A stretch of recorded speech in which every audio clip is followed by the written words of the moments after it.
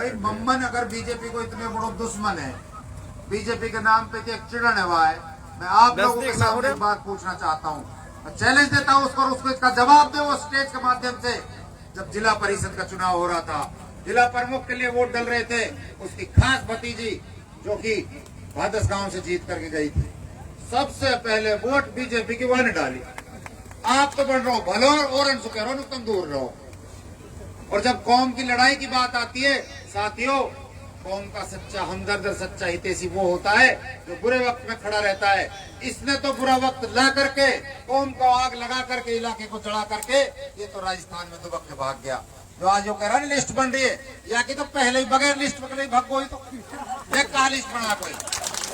आदमी में हिम्मत होनी चाहिए, दर्द होना चाहिए, कौम के लिए हमदर्दी होनी चाहिए।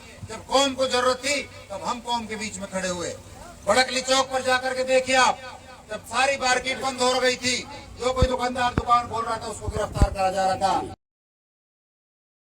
इकट्ठे हुए हिंदू और मुसलमान समाज के लोग इकट्ठे हुए, पूरा प्रशासन और पूरा सरकार का अमला वहां पर उपस्थित था। हमने एक बात कही, कोई भी निर्दोष, एक भी कोई निर्दोष हमारा बंद नहीं होना चाहिए। उसके लिए हम जी जान लगा देंगे और हमने उस चीज को पूरी तरीके से लागू भी किया, किसी को हमने अंदर नहीं जाने दिया। फिरोजपुर झिरका में भी इसी तरीके की बातें हुई। ये बातें बहुत हैं दोस्तों और बुजुर्गों, बातें करूं तो मैं, क्योंकि पहले ही प्रोग्राम हमारा लेट है और आगे अभी हमें खेड़ा और एचवाड़ी जाकर, गोकलपुर खेड़ा और एचवाड़ी जाकर के फिर सबको यहाँ से पाटखोरी गांव में बहुत शानदार प्रोग्राम हो रहा है।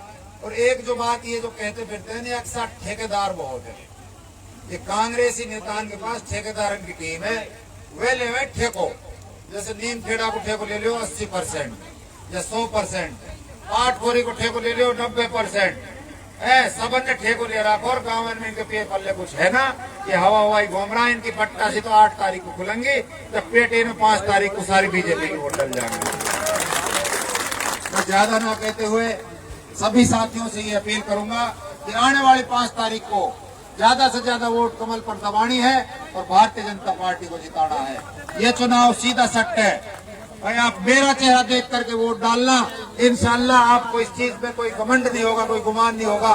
आपका बेटा हूँ, आपका भाई हूँ, कोई कमी और कोई कोताही, कोई गलती हुई हो भाई हाथ जोड़ के माफी मांगता हूँ।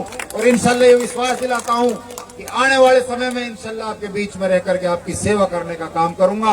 आपके सच्चे दुख में सुख में इंशाल्लाह शामिल रहूंगा और 5 साल के लिए आपकी इंशाल्लाह इतनी जबरदस्त सेवा करूंगा और इतनी हाजिरी दूंगा कि आप भी कहोगे कि हाँ भाई कोई बात है। इंशाल्लाह इन्हीं बातों के साथ मैं अपनी बात को समाप्त करता हूँ। एक बात और कहता हूँ, जिस तरीके से नीमखेड़ा गाँव में जो हमारे नौजवानों ने स्वागत किया, मैं उनका तहे दिल से शुक्रिया अदा करता हूँ। हमारी माता और बहनें जहाँ तक आवाज जा रही है, एक जज्बा होता है देखने का और सुनने का। जिस तरीके से धूप में खड़ी होकर के ये हमारी बात को सुन रही हैं, इंशाल्लाह इनकी दुआएं, इनकी आशीष इनको हमारे मिल रही है, हमको मिल रही है। इनकी दुआएं कबूल होंगी और इंशाल्लाह खाली नहीं जाएंगी। मैं हर एक सरपंच का, भाई का, एडवोकेट साहब का बहुत बहुत शुक्रिया अदा करता हूँ। पूरे गाँव के हमारे बुजुर्गों का तो शुक्रिया अदा करता हूँ। इस तरीके से मान सम्मान के साथ उन्होंने मुझे इज्जत से नवाजा है। और मैं आप सब साथियों से भी 1 मिनट और बात करना चाहता हूँ।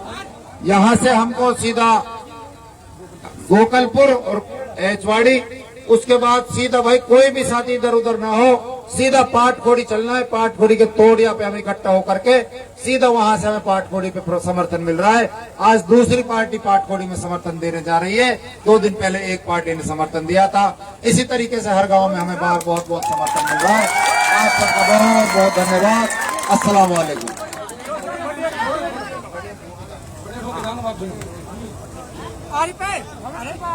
तो सभी साथी गोकलपुर और एचवाड़ी के लिए बाइक वाले साथी प्रस्थान करें वहां के लिए। सलामुअलैकुम।